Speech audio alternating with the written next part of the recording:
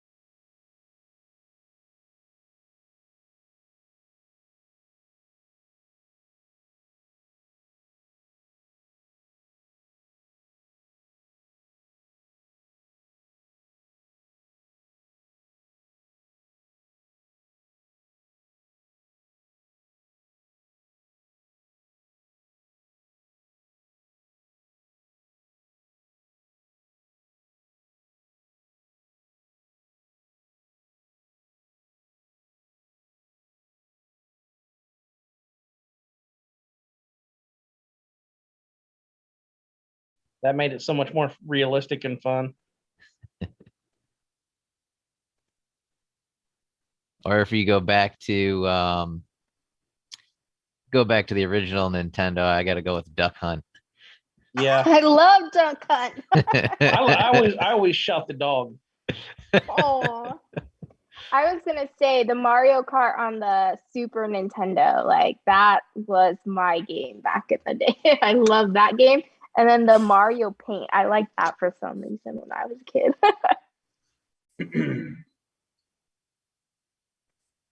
Well, didn't anybody play checkers or frisbee or a hula hoop? I mostly played with dirt, really. I Yeah, used to Atari. smash rocks. Yeah. Like, Atari try was to the see the first inside one. of the rocks. All right, if you haven't done the attendance form, get that in while we're talking about games. I like to build bridges in my sandbox for all my Matchbox cars. That's what I did. I remember building like racetracks in my neighbor's sandbox, and we would race our little Matchbox cars on it. The sand didn't do good things for the Matchbox cars, but man, I had a great time.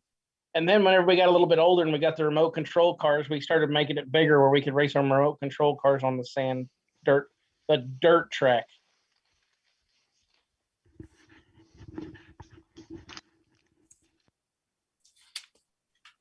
I can't believe you guys don't still play in the sand. Man, we still do that with my kids. I play in the dirt still, but I got a lot bigger and more expensive toys. I was gonna say your toys just got bigger though. Much bigger and much more expensive. Man's got to have a new toy every once in a while.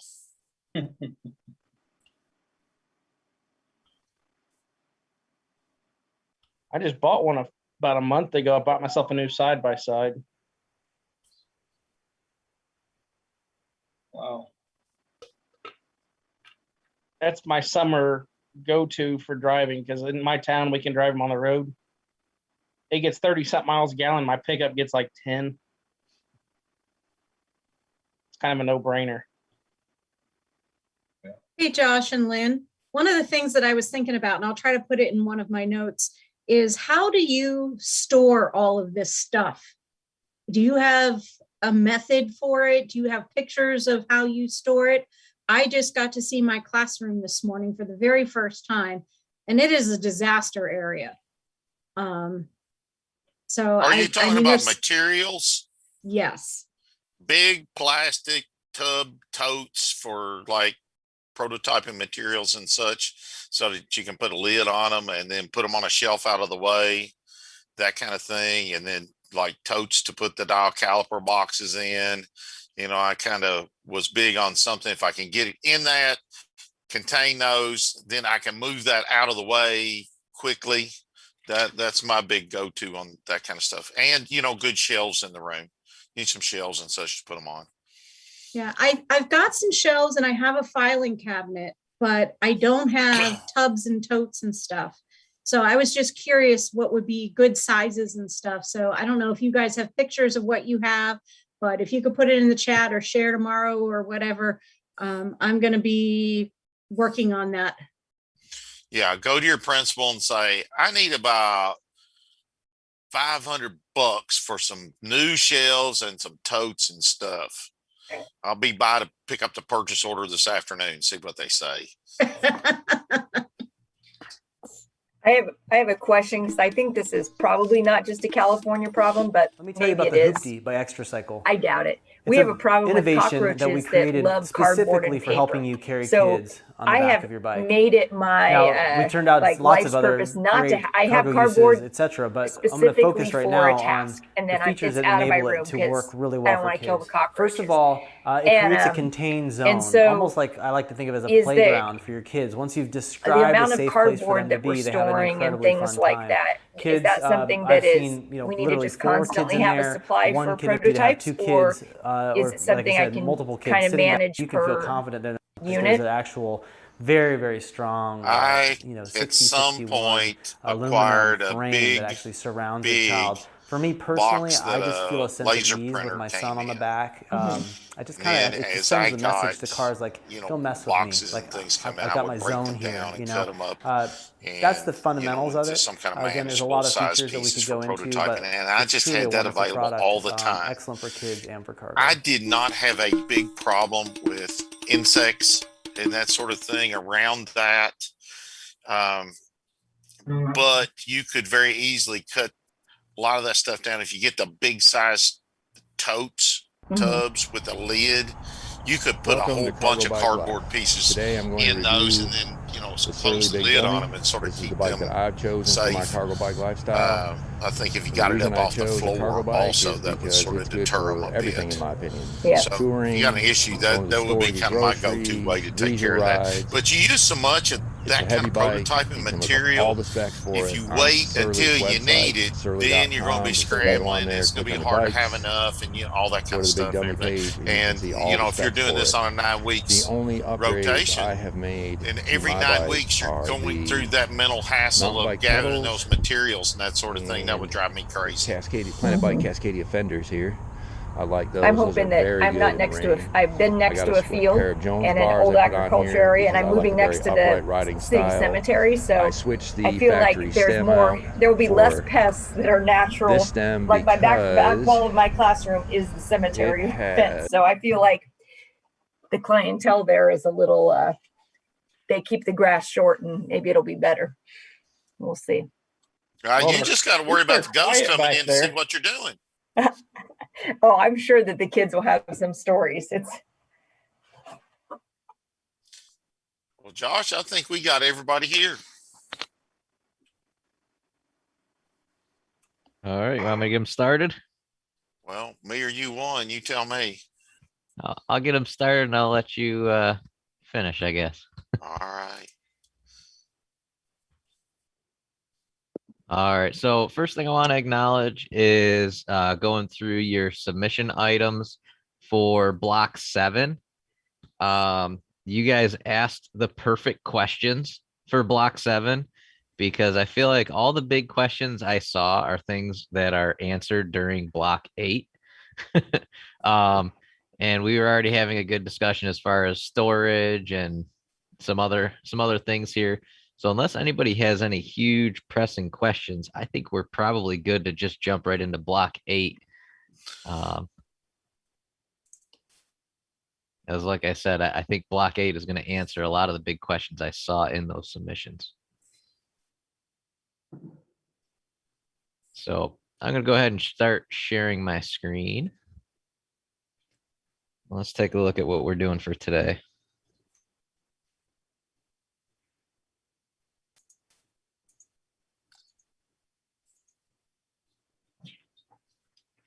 All right.